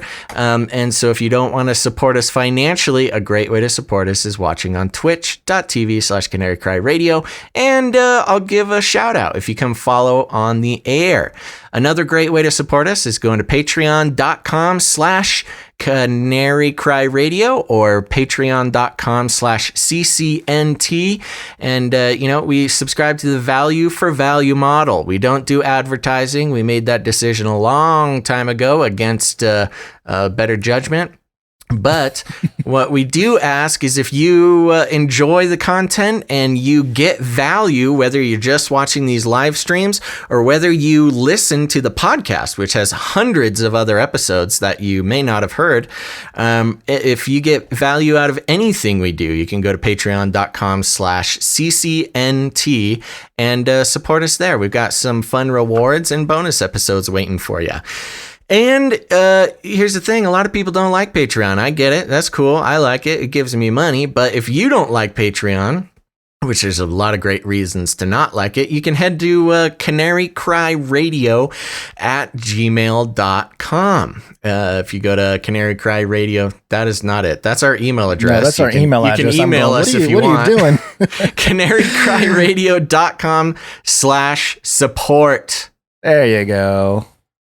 I give you a ding for that. Good job, Basil. I'm waiting for the jingle. Oh, okay. canarycryradio.com/support. There we go. canarycryradio.com/support. You can sign up with PayPal, cryptocurrency, all sorts of stuff. And if commitment's not your thing, you can just give us a one-time gift over there too. That's how we mostly paid for our brand new internet, Guns. That's cool. Yeah. There's a question. Cool, a question came in. Does Canary Cry have an Instagram? We do. We have not posted anything for a while, but you can follow us on Instagram, canary.cry.radio. Our Instagram. I don't even know what that was. Our Instagram? Oh, okay. It's our Instagram. Not really an IG guy. I'm behind on the times, He's not an IG guy. Stay away from all that. Yeah. Yeah. But you can follow us there if you want. Gons, surprisingly, we're almost up to 3,000 Twitter followers now, which is impressive because we don't do a whole lot of tweeting. But you can also follow us on Twitter if that's what you want to do. We're at 3,000. Oh, on Twitter. Wow. Yeah, almost 3,000. Okay. Pretty impressive for not tweeting. That's true. Okay, so we got are you ready for the next story here, which is that's you. That's me. You ready? Yeah. Yeah, tech-centric. Speaking of the beast system, Gons, tech-centric says you don't have to ask for money when you're the son of God. Good point there, tech-centric. Okay, beast system. This is pretty fascinating. I saw this floating around. There's been some great bloggers and other fringy content creators who started putting the pieces together. I was looking for a comprehensive sort of mainstream not breakdown, but announcement of this. And I have not been able to find a full comprehensive mainstream proclamation article of this, if you will. Yeah. But we, man, it was last year. It was a long time ago. We started talking about these quantum dot tattoos. Again, this is another we told you so moment. It was last year or 2018. We reported on quantum dot tattoos, and these are, exactly what it looks like. Tiny dots that are injected into your skin and can be scanned and hold medical records. It's very interesting. And let's see if I can pull up. Anyways, y'all know what quantum dot tattoos are. We talked about it. We actually read the official paper on it on the show back in the day. Well, turns out an interesting connection with that. I'm reading now from nature.com, and it's a paper titled Bioluminescent Quantum Dots. And the abstract reads, bioluminescence is widely used for in vivo imaging of nude mice by conjugating luciferase protein in quantum dots. Bioluminescence resonance energy transfer turns these useful fluorophores into a new class of bioluminescent probe. So long story short, these quantum dot tattoos are little dots of enzymes that get injected into your skin in a certain pattern to hold your medical records. And the enzyme being used for these is called luciferase. Luciferase, right. So we did kind of bring it up as a possible Mark of the Beast type of technology. But this, I don't know, man. This is a little fishy. Yeah, they always slip in little names and references, but this one's pretty straight. Luciferase. Yeah, it's protein. Like luciferase, interestingly enough. Luciferase. Yeah. Interesting. So that's the enzyme used in the quantum dot tattoos. Just Google it. I didn't prepare like a whole breakdown here because we've actually accidentally done it on multiple episodes. And if you want to listen to those, you can follow us on our RSS feeds on Spotify, iTunes, probably YouTube as well. You can find it on the Canary Cry Radio YouTube. But on the same track here, now, Gons, I like to bring, I like to keep a finger on the pulse of what the mainstream thoughts are on fringy ideas or fringy things going around. So this is Reuters.com. And, we've been talking a lot. Everybody's been talking a lot about Bill Gates and, his microchipping and the mark of the beast and et cetera, et cetera. Vaccines, digital ID 2020. Yep. Right. All that stuff. Everybody's aware. Reuters.com here. False claim, Bill Gates planning to use microchip implants to fight coronavirus. It's a false claim. That's what it says. False claim. Bill Gates planning, these late night shows, man, are weird. Bill Gates planning to use microchip implants to fight coronavirus. Okay, let's go.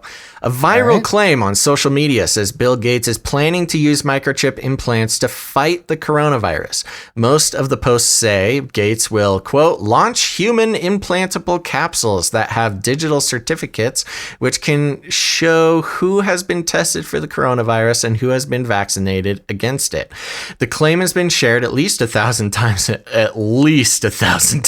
Facebook. I'm sure it's way more than 1,000 times. I'm thinking just 1,000 times on my wall. People have posted that. And at least probably 30 in the millions. Yeah, and at least 3,600 times on Twitter. Blah blah blah. And I like how they put links here, and here.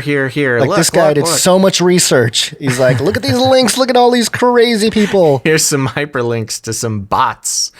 Okay, most of the iterations of this claim link to or take their information from a post on March 9th and links it there. The story titled Bill Gates will use microchip implants to fight the coronavirus includes an authentic quote from a Q&A with Reddit about COVID-19 here. But the story then uses his Ask Me Anything answer as a springboard for speculation and attributed conclusions. They were not... What did I say? Unattributed. You said attributed, yeah. They were not supported by Gates's responses in the interview. Written like a news article, the post misleadingly says that quantum dot dye, which I just mentioned, a technology indeed founded by the Gates Foundation, would be used as human implantable capsules. No. That have digital certificates, which can show. See, okay. So here's the point. Before I get too long, the point of this whole thing is they're saying here's a false claim about Bill Gates, and every single thing that they say in it, they just slightly tweak enough where you can say, yeah, that is false. That's also not what we're saying.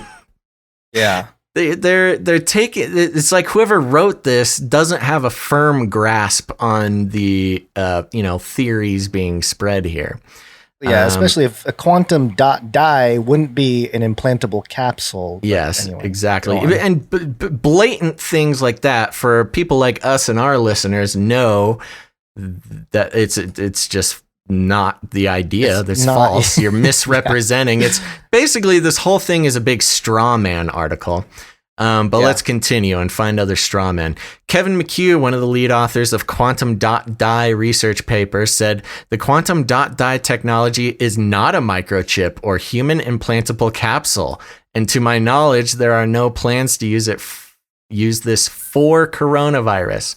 Let's just take that for a second. Okay, the quantum dot dye technology is not a microchip. Okay, yeah, we know that. We're not claiming it is.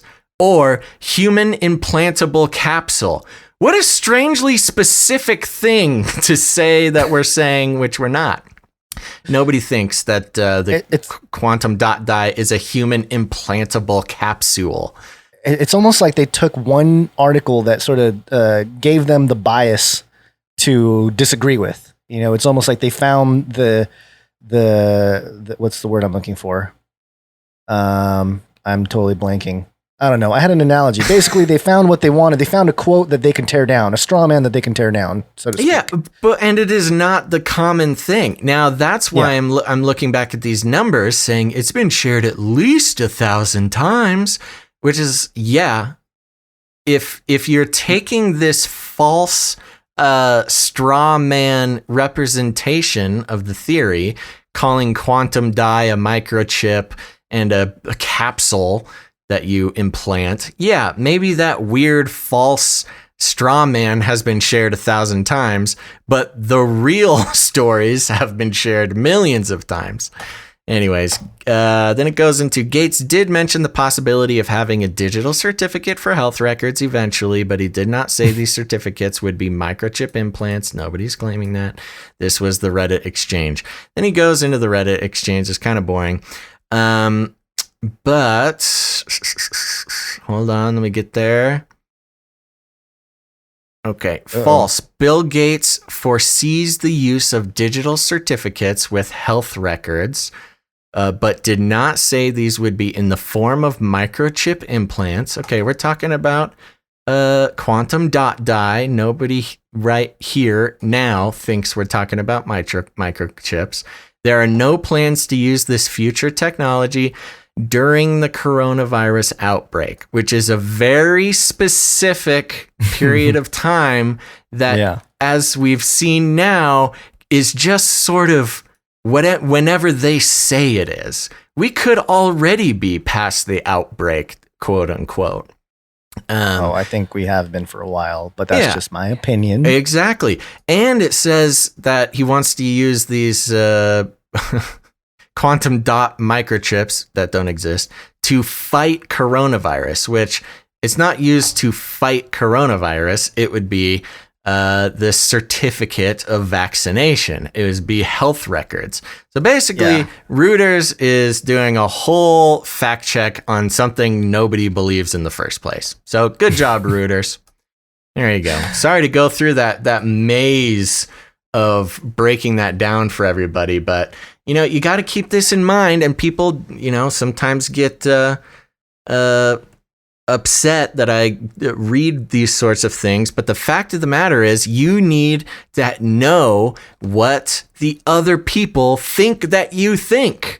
Because it's when you're talking past each other, they think you believe one thing, but they're getting it totally wrong. And you need to know that when you're out there having conversations with people, because the normies are being specifically programmed to misunderstand you so they can just get mad at you and get triggered immediately. This is a message for every listener. The normies are being programmed to be triggered at the very whiff of something that they saw on a fact check. So keep that in mind. This is the kind of article too, where if anybody does bring up the Bill Gates stuff and the concerns of his digital ID 2020 and all that kind of stuff, where they can just say, well, see, Reuters debunked it, and they'll just drop a link. They may not even read it. They just read the headline and be like, hey, look, see, Reuters. And that's kind of the issue here is maybe the headline does confirm your bias, but if you actually dig into it, it's a very narrow debunking. It's debunking. It's okay. So how many people wrote about this Bill Gates thing? How many people have tweeted about it? How many people have published videos about it? But then they picked this one article or one thing that the guy who wrote this article saw and decided to tear that thing down and say, oh, see how it's wrong and it's not correct. And it's just like, okay, all right. So you took down one guy who kind of didn't really represent the whole thing correctly in the first place. And now the debunking is misrepresenting the entire concern as a whole. So it's a like you said, it's a labyrinth of lies. And, we're not saying that there's not going to be a mark of the beast or there's not going to be those things. Obviously, we believe here that it's coming, but if in the form of debunking those claims, you got to at least, in terms of the Bill Gates thing, you have to acknowledge the concerns. It may not be the mark of the beast, but you would be really disingenuous if you're denying the concerns people are having, because it does sound a lot like people that don't really study eschatology or not really into all that kind of stuff, but maybe they're Christians, they know it's in the Bible. It's going to come up. If a guy says, hey, we're going to mark you and we're going to track you and you're going to have an ID that's digital and all this stuff, those concerns are going to come up with people.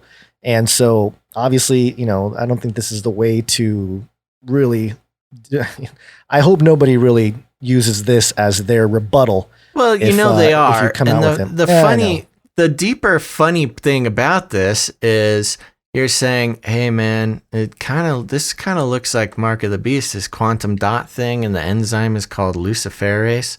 And they go, no, look, Reuters says it's not the Mark of the Beast.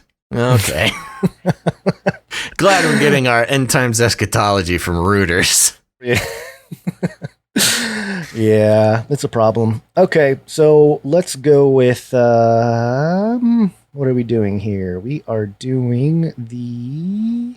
Oh, there's Bill Gates official. What's driving that thing? It's not a space alien. Aliens. It's unidentified. Aliens. Sorry, okay. I stepped on that jingle. I just saw Bill Gates official pop into our follower list. Nice. Got excited.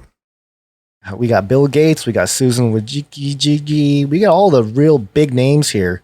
All the elites love watching us on Twitch. The elite totalitarian controllers. Okay, so this is futurism.com. Japan is creating protocols for dealing with UFOs. And it says here, in response to the U.S. Navy releasing its footage of UFOs, the Japanese government is now preparing for how it would handle such an encounter.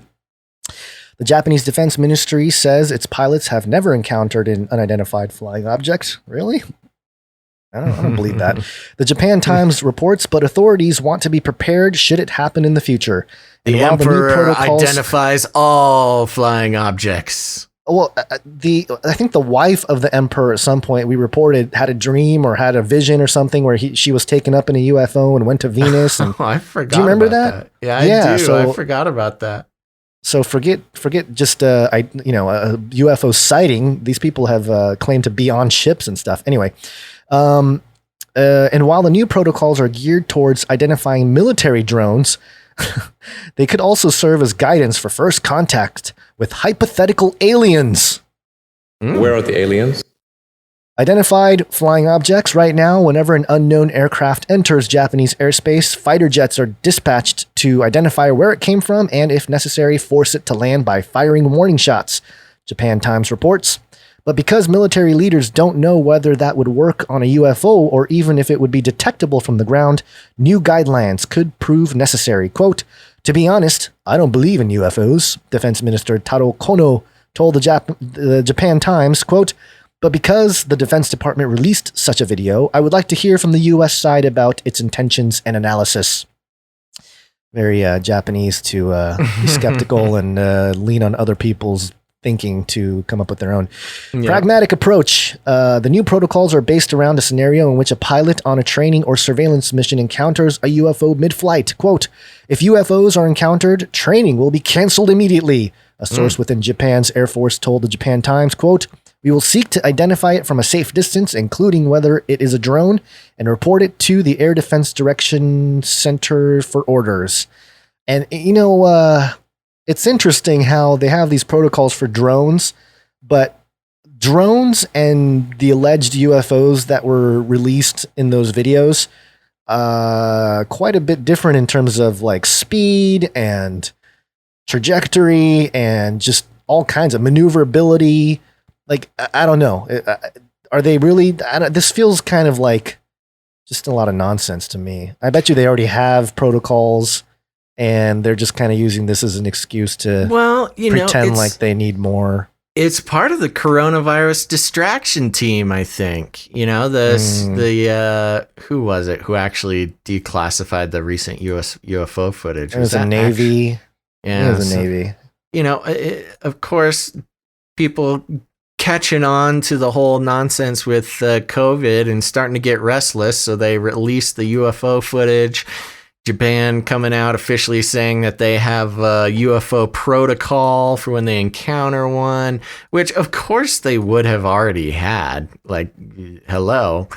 Yeah. They're a modern, highly technically advanced society. They already have protocols for encountering UFOs, but it's kind of part of this, the distraction campaign to get people back thinking about the things instead of, looking at nurses doing TikTok dances. Yeah, I'm sure the nurses doing the TikTok dances didn't go over well with the controllers there. Although some of that was probably in the cards, so to speak. If you go look at the 2012 Olympic opening ceremony, they had a whole little section there where they got dancing nurses and stuff. But yeah, well, and real quick, I do want to say about the nurses, because I feel like some people are being kind of mean to the nurses themselves. This isn't necessarily the nurses' fault. I mean, your anger is with the elites controlling the coronavirus panic. Nurses, they're just trying to fill their day. They've been put on high alert and emergency status and cleared out all the patients and waiting for all these sick COVID people to show up. And they're in empty hospitals. What else are they going to do? Of course, they're going to make TikTok videos. It's not them being bad nurses by doing TikTok videos. It's, the leadership that caused this whole nonsense and shut down the hospitals and won't let people get their cancer treatments or their their heart, drugs or their heart treatments, or people dying for all sorts of reasons because they're not being let into the hospitals. And these nurses are there on 12-hour shifts with nobody to take care of. Of course they're going to do TikTok videos. So we got a lot of healthcare professionals who watch the show. So I want everybody to know I'm not mad at the nurses. I'm just saying, hello, it's a clue to what's really going on. And the nurses will be the first ones to tell you that, we got nothing to do. And nobody's showing up. Nobody's getting this COVID thing. Yeah. That's and true. I don't mean nobody, some people are obviously sick, but not what was expected. Yeah. And just back to the Japan thing here, Japan being a very highly technological country, it would be interesting. I would imagine that with all the anime that's being pounded into the heads of the Japanese people and all the crazy, the demonic stuff and all that kind of stuff being, just normal, it would take quite a bit to impress the Japanese population, because they have an old story. It's an old Japanese myth where a lady comes out of the ocean. And they have drawings of it from several hundred years ago, and it kind of looks like a UFO. It's not exactly like a disc, but it's more like a kind of like an egg shape, but it's got like lines on it, and it looks kind of like a craft.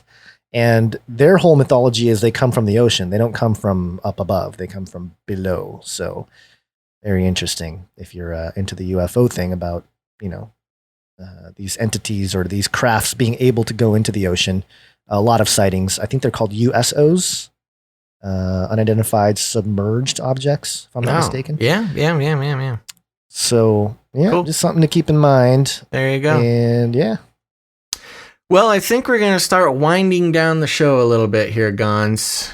We got a couple more things to report here. We're winding, though. We're winding.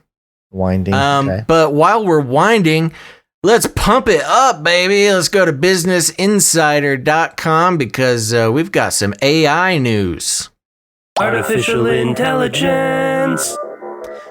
Businessinsider.com. This AI is creating some surprisingly good bops based on music by Katy Perry and Kanye West. Listen to some of the best. I don't know about good. Yeah, I know. I mean, when it's coming from Katy Perry and Kanye West as the input data, how good could it be? But there you go. We like to bring up. People are training AIs to write screenplays and novels and create art, all part of the plan to elevate artificial intelligence first to the level of human beings and then unto gods. But on the way, there's going to be some interesting speed bumps, and we'll take a look at that now. Business Insider reads, artists may need to start competing with or embracing computer-made songs and soundtracks in the near future. if a new AI music generator shows any indication of what could come next for the music industry. Researchers at artificial intelligence lab OpenAI have released Jukebox, an open source algorithm that can generate music complete with lyrics, vocals, and a soundtrack. All the algorithm needs is a genre, an artist, and a snippet of lyrics, and Jukebox can create song samples that can be realistic and quite catchy. OpenAI's music generator runs on the same sort of machine learning technology used to create deepfakes and employed by the slew of sites that popped up in 2019 generating fake memes, fake Airbnb listings, and fake cats. And I remember the fake cats. Yeah, and waifu.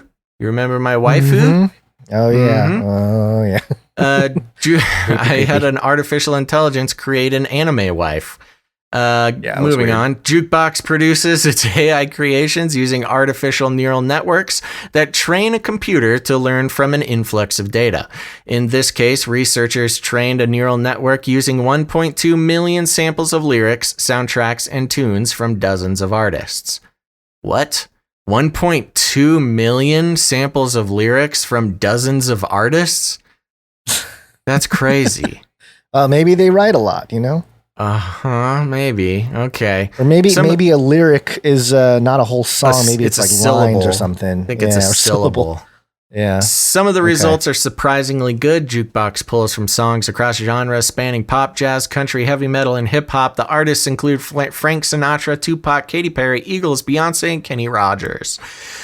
Nonetheless, there are some limitations, as Jukebox researchers acknowledge in a blog post on OpenAI's website. There is a significant gap between these generations and human-created music. Sorry, brain glitch.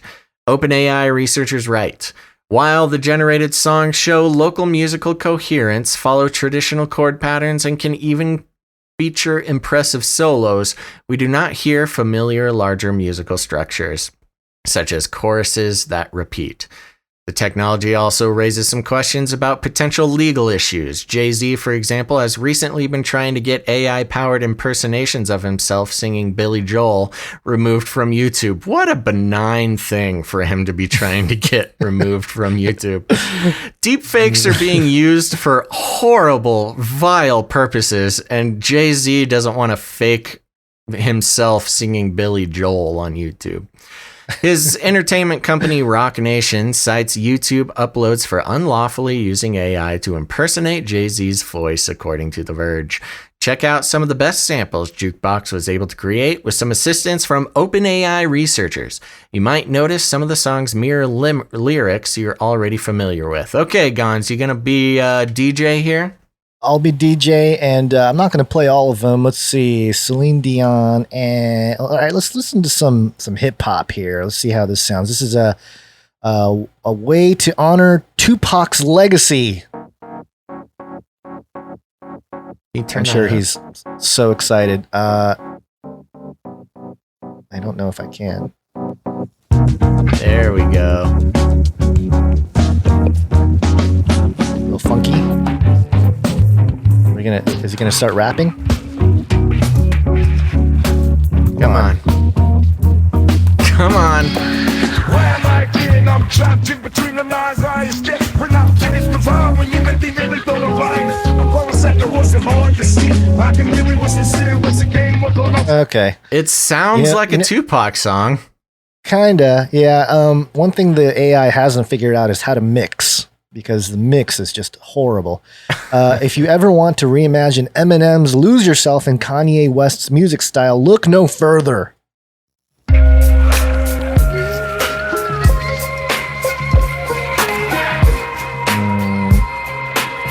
They like long intros. Yeah. No, cause you had one shot or one opportunity to seize everything you ever wanted in one moment. We just got sugar, but get sweaty, sweaty. Okay. Yeah, this palm was sweaty knees. All right. It's so funny because it barely even makes words, which in the hip hop thing, like I already kind of had a hard enough time picking out words in a lot of hip hop. So it sounds totally legit to me. Yeah, let's change it up a little bit because we're going to look at the diversity.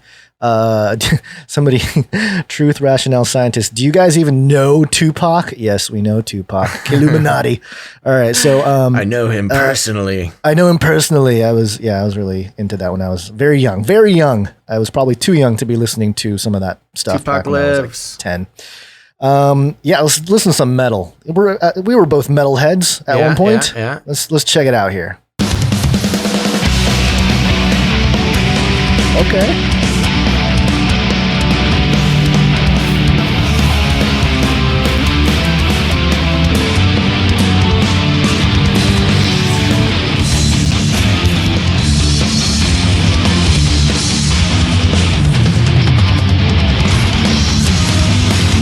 Okay, let's get some lyrics. Okay. Where's the lyrics? It's metal, man. Sometimes it's just instrumental. You know how it goes. Yeah, let me see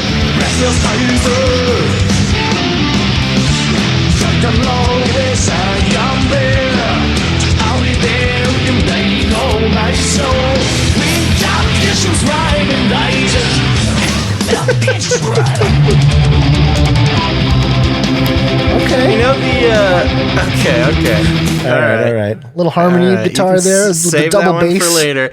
It was a good simulacra of metal. You know what? It kind of, because I couldn't pick out any words, it kind of reminded me of Japanese metal. Oh, yeah. I can pick out Did that words not in remind you Japanese of metal. some Japanese metal? A little bit. Japanese metal's better. All right. All right. I think we're good. I don't think we need to do any more. There's no. You get the Do idea a pop here. one. Do a pop one. Okay, We let me got to do a give pop something one. to the. Do you want Frank Sinatra? Yeah, You do want- the but it's Frank Christmas. Sinatra. Okay, this one's Yeah. Christmas in May. AI Christmas song. They really like the long intros. Yeah. Ooh, this one's spooky. It's Christmas time and you know what that means. What's Oh, okay. Frank? Oh, it's hot tub time. As Hot I tub light time. the tree this year, you'll be in a tub. What? I don't know. Hot tub time to light the tree. It's hot tub time. It's Christmas time. And so no upset news. Okay. I get it. I think we get it. We I get do it. like it's hot tub time to light the tree. All right. There we go. We got AI writing Christmas songs, everybody. It's only a matter of time before.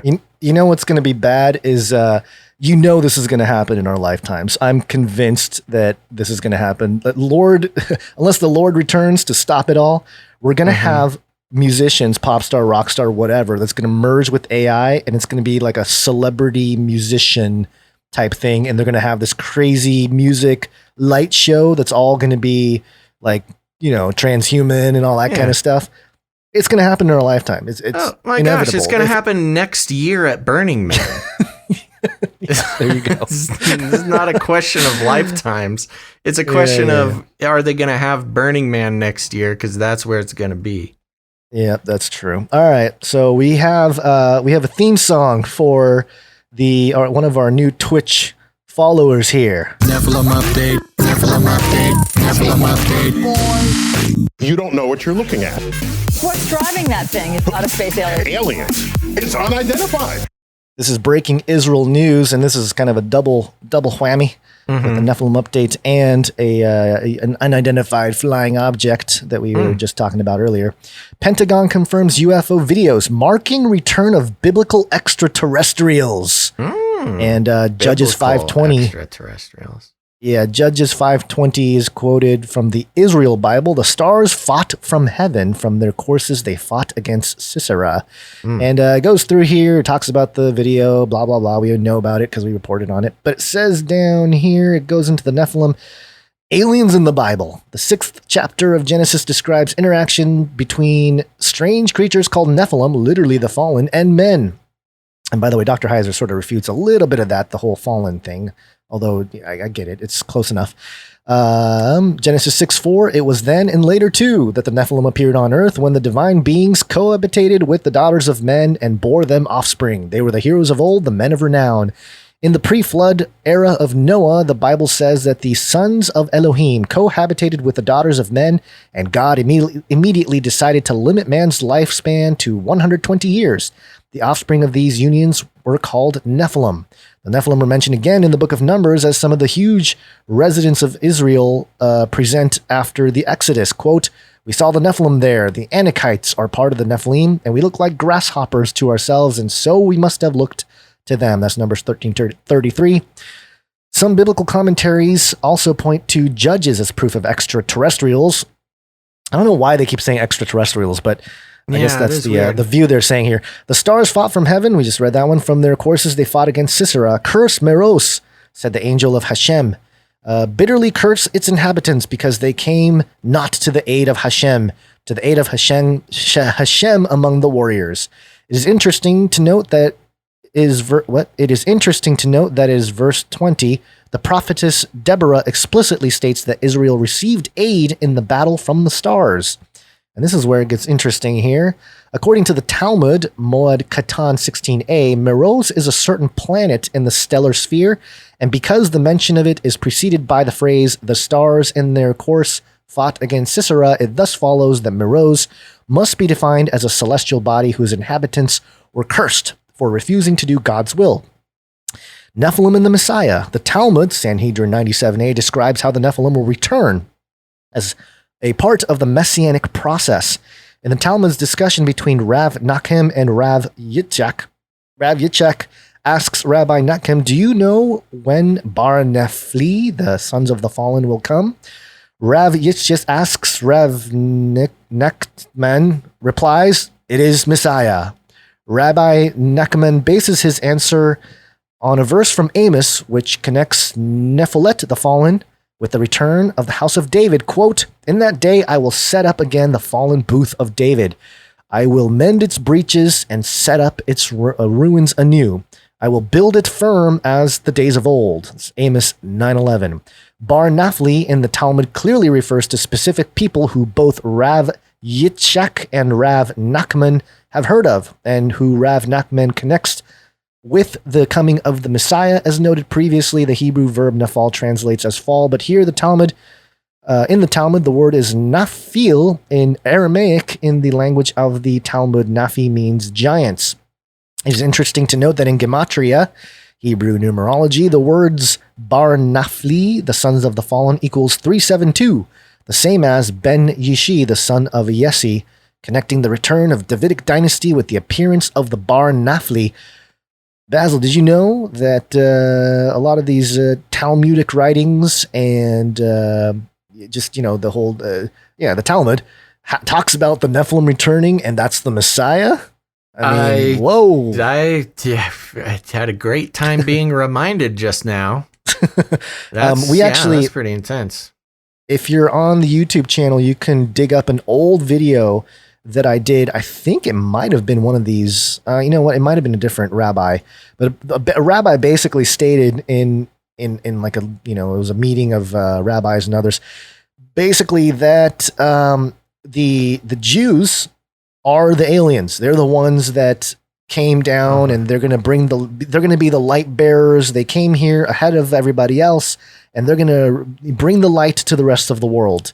And so, and of course, I don't know if that's a common view or a fringe view, but I did report on it a few years ago. So this is not anything new in terms of that kind of narrative, but very interesting. This is one of those Nephilim updates that sparked by the UFO video footage that was released. And it seems like everyone's got their little angle. We reported, I think, last week on Christianity.com bringing up the Nephilim.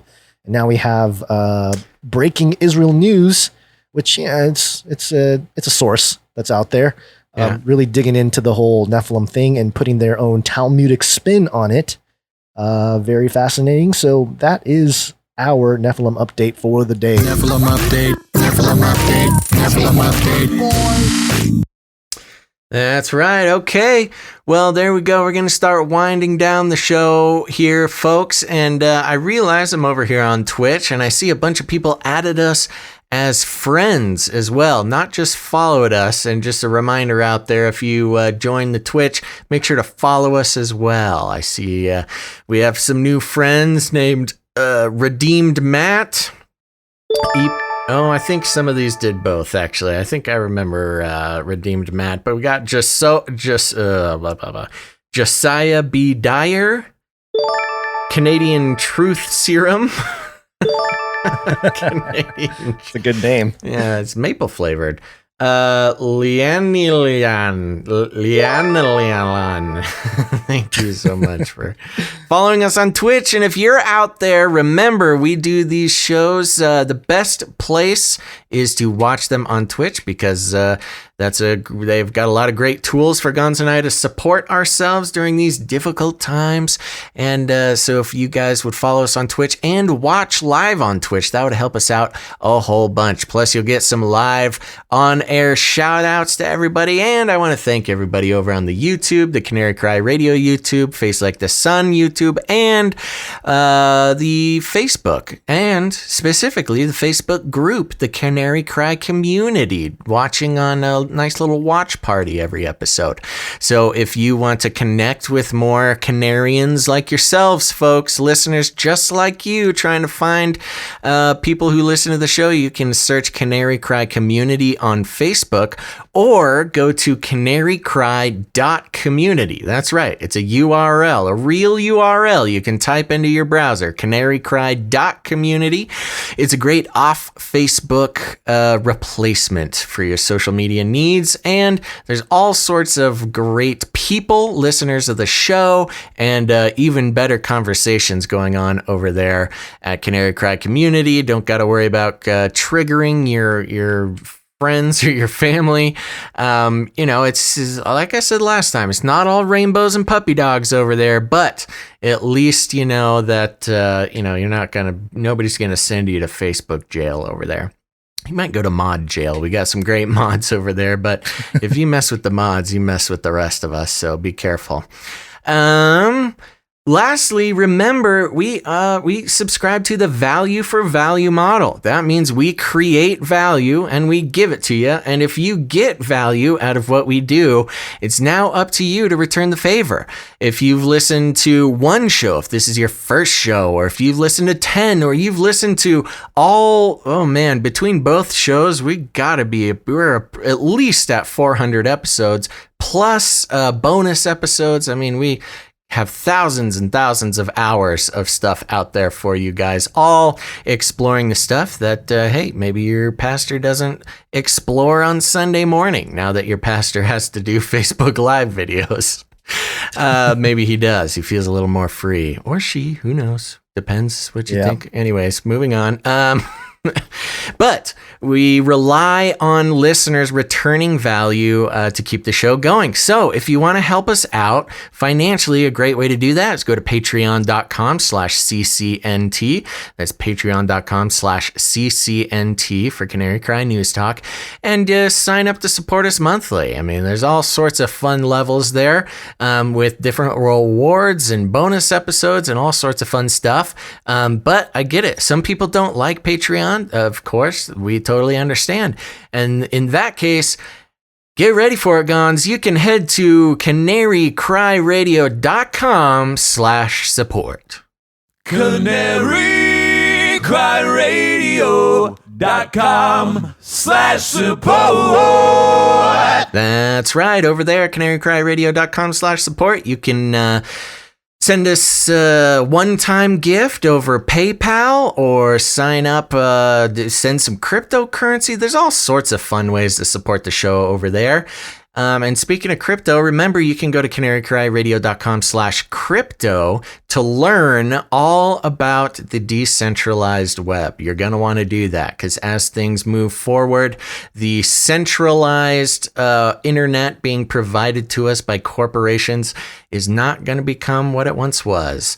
So I'm going to stop you for a second. One second. I just found a typo on our support page that I need to fix. It says disclaimer: Canary Cry Radio is not a nonprofit organization. That's right. So your gifts are not tax deductible. I said not twice. It should be just once. We are not a nonprofit organization. We're not a nonprofit we organization. We are not a 501c3 corporation. Triple negative. Yes, I saw some conversations about that going on in the chat tonight. People talking about churches being 501c3s. And the fact of the matter is, we are not one. So that means we do have to pay our taxes. Your donations are not tax deductible, but also we're free to say whatever we want. So that's the price we pay, and we're happy to pay us. Yeah. Yep. So where was I? Sorry, I broke your flow. That's and okay. I will mention, nobody has given us a canarycryradio.com/crypto jingle yet, but we'll wait for it. Somebody will we got to get a jingle. Oh, yeah. By the way, people out there who know your way around some sound software, maybe some musicians or maybe just fun people who like playing with some apps. Many of our jingles are actually listener submitted. So if you want to submit some jingles to us, we'll give you a shout out on the show and play your jingle. A lot of the listener submitted jingles are in regular rotation. Speaking of the Beast system, what was that guy? We just got an email from that guy. Shoot. Sorry, guy. Maybe I can open up the email real quick. I'm in virtual land. Maybe you can do that. While you find that, or I guess I can. He sent us the money one. Did he send us the money one? Or he sent us something recently? We had two people. We had two people who send us money one. We had a food one come in. The food one. Maybe that's what I'm thinking about. Anyways, we'll shout that guy out. He's great. He made us some jingles. But if you're out there and you like to mess around and make some jingles and help out the show, that's another great way you can support the show. Somebody out there, send us in your canarycryradio.com/crypto jingles, please. Okay, and as we start to wrap up one last time here, I want to remind you, hey, maybe you can't make jingles, maybe you don't have $1 to spare, but you can go on iTunes or Spotify or anywhere that the show exists and leave a rating and a review. Leaving ratings and reviews is super valuable to the show because it tells the algorithms and the robots to share the show with other people. It's hard to exactly express how important it is to keep having reviews and ratings come in. But hey, if you guys are out there, go to Spotify or iTunes, search Canary Cry News Talk, and leave a rating and a review. Tell people what you think about the show, and that'll make the robots tell people to listen to the show. So that's awesome. Please do that. And most importantly, people, everybody out there has friends and family who are glued to the television, the mainstream media, or getting their news from their Facebook feed. And if that's you, if you have friends like that, you gotta walk right up to them, grab them by the cage, and shake it. The end of the world occurred pretty much as we had predicted. I want to shake things up, stir up some controversy, rattle a few cages. Hey, stop that! You'll never silence me. I'm the last angry man, a crusader for the little guy. Leave the bird alone. Never. Rattle a few cages. Rattle a few cages. The human race will have every opportunity to improve. And if they don't? Ask Noah. Gons, I just pulled it up. We have to play it. What? It's Rich. Rich is the one who sent us in the Nephilim update. He did Speaking of the Beast system jingle. Go into the email. It's like the 6th email down or something. And download the thing he just sent us. This must be played. He just sent it to us. Okay, so we will play that.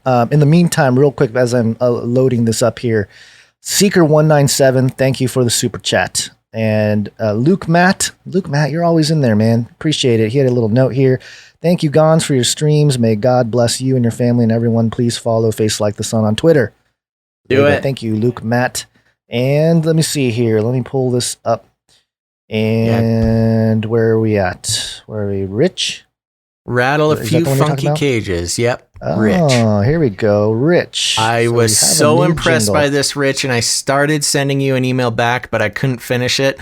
Rich, I know you're out there, man. Thank you for this. This is amazing. Hold on. I am not, the computer has not been able to load this email. Hold on one second. Here we go. Okay. You know what? I'm going to go ahead and download it. It's because you were writing an email. That's probably why I was having issues here. Sorry. Okay, let me know when that's downloaded. Let me know when it's ready. I'll finish up the show here. So there you go. Again, very much. We're just so excited about this thing Rich sent in. It's great. And if you are out there, you're a musician, you just like tinkering around, send us in a jingle. And make sure to tune in next time because we are going to, oh man, Lord willing and the creek don't rise, doing these live streams Monday, Wednesday, and Friday. And a lot of people ask us about our schedule. Usually it will be Monday, Wednesday, Friday, starting sometime between noon and 5. That's the best window we can give you.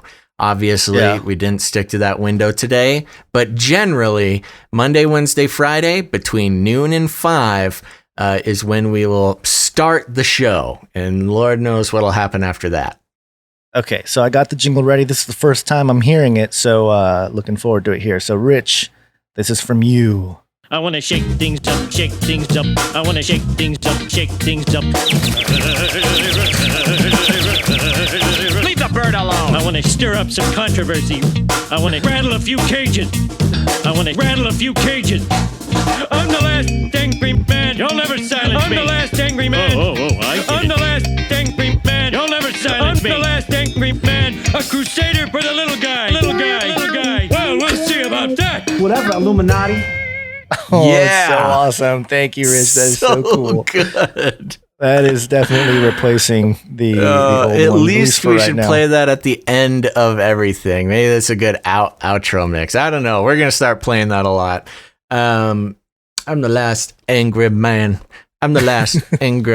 Okay. Thank you, everybody, for tuning in. Make sure to tune in next Monday, Wednesday, or Friday, sometime between noon and 5. But until then, folks, think outside the cage.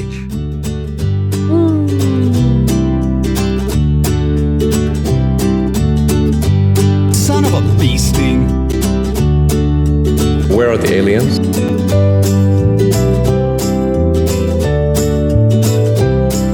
I'm for the robots.